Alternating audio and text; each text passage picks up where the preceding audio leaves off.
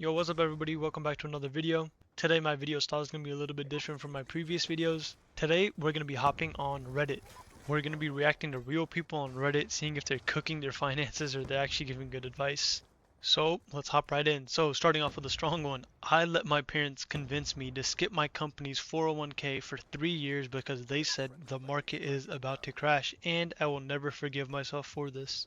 So this is something you're always going to hear from whether it's people from the older generation or just someone around you that also does not invest. People are always saying, hey, the market's about to crash, wait for the bottom or something like that, and they're going to end up delaying your investment. But as I've said before in other videos, time in the market always beats timing the market. He goes on to say that he is a 38-year-old man and he genuinely cringes thinking about this. So when I got my first real job with benefits at 28, I was excited to start contributing to the 401k.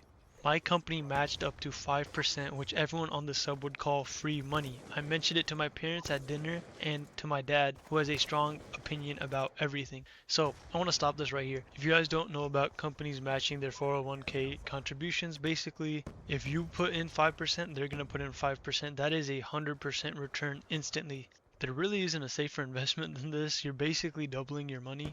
Just a quick example, if you go ahead and invest $3,000 from your end, your company is going to match it and put an additional $3,000 into your 401k, so that's $6,000 total. Continuing on with the post, he says he mentioned it to his dad, who has a strong opinion about everything financial, but he has never invested in anything except for a savings account. He launched into this whole thing about how the market was overvalued and a correction was coming any day. He said it would be smarter to wait and buy at the bottom. His mom went on to completely back him up, and these are people this person trusted. So when he was 28 and he didn't know much, he enrolled and he set his contributions to just 1%. He told himself that he'd increase it once the crash happened and prices were low. This crash that his dad is predicting, he said it would come 3 years later, and when it did, he dropped it to a 0% contribution for 6 months because his dad said to wait for the bottom. I want to stop this right here. I want to say nobody knows when a crash is coming, and if they did, I don't think they'd be giving dinner table advice. Another thing I want to say is there's too much fear mongering going on with people that don't know how to invest. His dad telling him for this many years to never contribute any money to his 401k only ends up hurting him in the long term. Not only that, even when the money actually did start crashing down, he set his contributions to zero. So that was the second mistake he did. Instead of putting in more money, he ended up making his contributions to zero. Continuing on and reading from that, by the time he turned 31, he had already missed 3 full years of 5% employer's match, plus whatever growth that money would have had compounded over the last few years. So this guy ended up actually running the numbers for himself just to estimate what those 3 years cost him in today's terms. Somewhere between $40,000 and $55,000 was lost. Now obviously his parents weren't trying to hurt him financially and they were actually thinking that they were helping him, but as he said, financial advice from people you love and sound confident is still just a guess. The cost of a bad guess at 28 is something he's still paying back at 38 10 years later. Obviously, as with most people, their parents are always going to try to help them, but sometimes it's better to take their advice and then go out and actually research what they said. Sometimes what was true for them when they were growing up isn't the same now. Similar to what I just said, a reply in that comment section said that my grandpa told me the stock market is risky to be in. If this guy had listened to him, he said he'd have a lot less money. Sometimes it's better not to listen to your elders when it comes to about money and do your own research. And going even further in the comments, there's another guy that's actually saying what I always say. It's not about timing the market, it's about time in the market. This is a common phrase that is said around financial groups, and this is the truth. Under that comment, we have a line from the OP saying that that line does hurt him because it is true, and now he actually set up auto investments and he's refusing to play profit again, which once again, everybody should put on auto contributions to their Roth IRA. Even if it's small, it's still important to set up your auto contributions to your investment accounts. Starting with amounts as low as $75, $100, that's okay. Starting is what really matters. People that continuously put off something end up never doing it, and then in the long term, they're the ones that are suffering. Moving on from that guy's financial mistake, I thought it'd be good to look at some financial pitfalls to avoid in your 20s.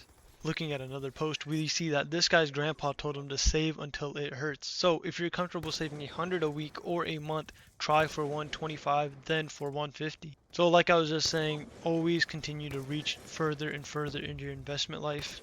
Setting up bigger goals and being able to accomplish them will give you that dopamine boost of finally getting to that goal, and of course you will be saving more. Right underneath him we have this guy talking about that personally it was not investing enough early. He talks about how 20-year-olds don't need to invest huge amounts, but small regular contributions will go a long way. Another thing is don't buy too much house or too much car. So what that means is don't buy a house that's completely out of your budget just to be able to live in a huge big house if that mortgage is absolutely going to cripple you. Another thing is don't get into a huge car debt just because you want the newest and fastest car. Spend less than you earn and do not take on credit card debt to buy groceries or clothes. So this is kind of funny because if you guys haven't seen my last video, this is specifically what I talk about is credit card debt, or more importantly, buy now pay later services, which I talk about how people spend buy now pay later to get dumb stuff like clothes and other non-essentials. So stay out of debt as much as you can, try to live as free as you can below your means. Continuing on about the car thing, financing a car that you can't afford instead of continuing to drive your old beat up hand-me-down car is not worth it. So right underneath that we have a reply coming in saying the amount of times our family tried to get me to trade in a 7-year-old sedan, with no problems by the way, when we got enough income to do so. It lasted until a few months ago, 14 years old. It's like some sort of collective psychosis. So this is another thing, a lot of people are stuck into this consumerism mindset, and it might even be your own family and friends. Obviously they're not going to be trying to hurt you financially, they just do what monkey say monkey do. So don't get peer pressured into spending thousands and thousands of dollars on something that you absolutely do not need. Although family is most of the time always trying to help you, sometimes it's okay to say no to their advice. As for this guy's example, he ended up lasting his car 7 more years without having to buy a new one. There's many things just like this where your family will tell you to upgrade and get the newest iPhone, get the newest car, get this set of clothing, but you need to be able to be strong enough to be able to say no to those things and continue living below your means. I feel like I've seen this again personally where lifestyle starts to creep up on my friends and they try to live a higher lifestyle, which I know isn't good for them because we make the same amount of money. So I know that some of these things they're doing, they have to be going in debt to be able to afford. I think a huge problem with this is because everything that they're seeing online. I feel like debt is getting too normalized in our society. People think it's absolutely no problem spending $100 on a hoodie.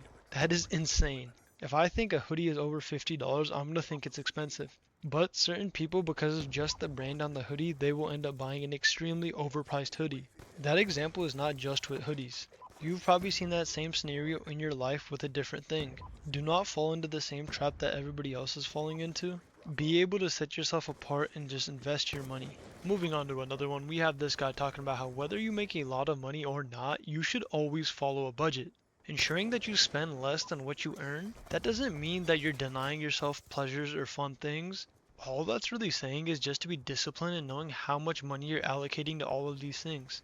Then at the end he says don't buy a car in its own sentence, which I don't even blame him for. APRs these days from dealerships are just getting absolutely insane. But going back to the budget thing, yes, have a budget even if you do make a lot of money or just a little bit of money. The amount of money does not mean that you should not have a budget. All money incomes need a budget.